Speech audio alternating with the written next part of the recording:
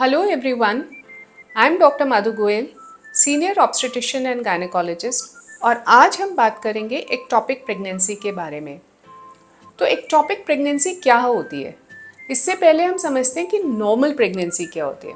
तो ये female reproductive organs हैं, इसमें ये यूट्रस है, ये फैलोपियन ट्यूब है और ये ओवरी है।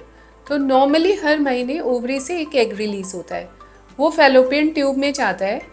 Sperms travel through the uterus into the fallopian tube. तो प्रेगनेंसी पहले फैलोपियन ट्यूब में होती है, 2-3 दिन बाद वो जाके यूट्रस में डिपॉजिट हो जाती है और प्रेगनेंसी यूट्रस में डिपॉजिट होती है, यूट्रस में ग्रो करती है। बट जब वो प्रेगनेंसी फैलोपियन ट्यूब में फंसी रहती है तो उसको हम एक्टॉपिक प्रेगनेंसी कहते हैं। ज़्यादातर ये प्रेगनेंसीज फैलोपियन ट्यूब में होती है, मतलब 90% of the ectopic pregnancies fallopian tube में होती है।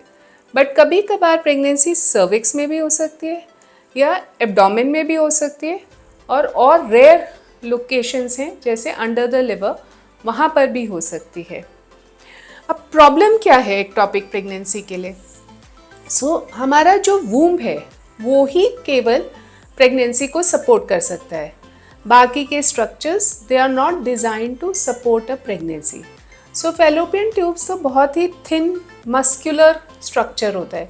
तो एक पॉइंट आता है, क्योंकि प्रेगनेंसी ग्रोइंग स्ट्रक्चर है, तो किसी भी एक पॉइंट पे जाके वो फैलोपियन ट्यूब ब्रेक करेगी, मतलब आपकी एक्टॉपिक प्रेगनेंसी रप्चर हो जाएगी। और जब ये रप्चर होती है तो अंदर हमारे पेट में इतनी ब्लीडिंग हो सकती है कि it can actually lead to death. इसलिए एक्टॉपिक प्रेगनेंसी एक खतरनाक डायग्नोसिस है which requires emergency and expert handling by your obstetrician. अब ये एक्टॉपिक प्रेगनेंसी होती क्यों है? बेसिकली ऐसा माना जाता है कि शायद फैलोपियन ट्यूब में कोई प्रॉब्लम है जिसके कारण वो प्रेगनेंसी वहीं फंस गई है।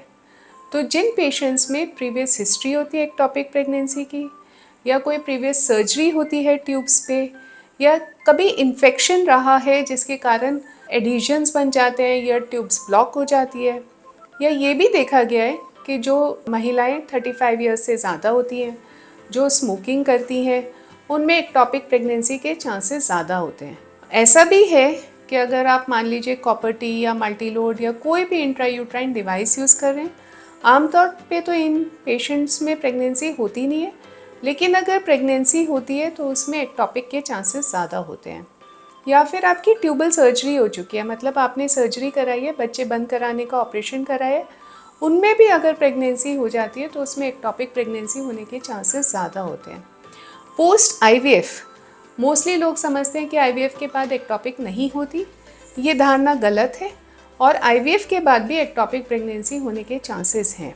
इसलिए अगर एक्टॉपिक प्रेगनेंसी का आप इन किसी भी रिस्क फैक्टर्स में आते हैं, then you must go to your gynecologist as early as possible in pregnancy. तो एक्टॉपिक प्रेगनेंसी के लक्षण क्या होते हैं? शुरू में प्रेगनेंसी की तरह ही होती है एक्टॉपिक प्रेगनेंसी। तो आपके पीरियड्स मिस हो जाते हैं, पर उसके बाद शुरू में क्या होता है, आपको वेजाइनल ब्लीडिंग हो सकती है, आपको पेन हो सकता है। ना प्रॉब्लम ये है कि नॉर्मल प्रेगनेंसीज में भी पेन हो सकता है और लाइट ब्लीडिंग हो सकती है। इसलिए इस वक्त आपको गायनेकोलॉजिस्ट के पास जाना ज़रूरी है, जो आपका बीटा HCG और अल्ट्रासाउंड करेगी डायग्नोसिस के लिए। अगर आप इन लक्षण पे ध्यान नहीं देंगे तो जैसे मैंने शुरू में बताया था, ट्यूब फट सकती है, और जब ट्यूब फटेगी ब्लीडिंग होने के कारण आपको डिजीनेस, शोल्डर टिप पेन, बेहोश होना, ये सब कॉमन इश्यूज़ हैं।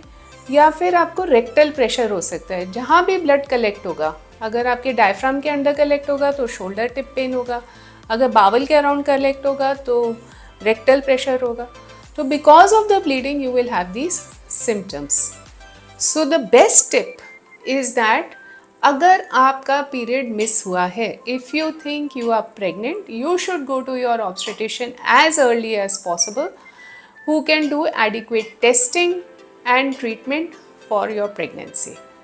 नेक्स्ट वीडियो में हम बात करेंगे कि एक्टॉपिक प्रेगनेंसी को कैसे डायग्नोज करते हैं और उसके क्या क्या ट्रीटमेंट ऑप्शंस अवेलेबल हैं।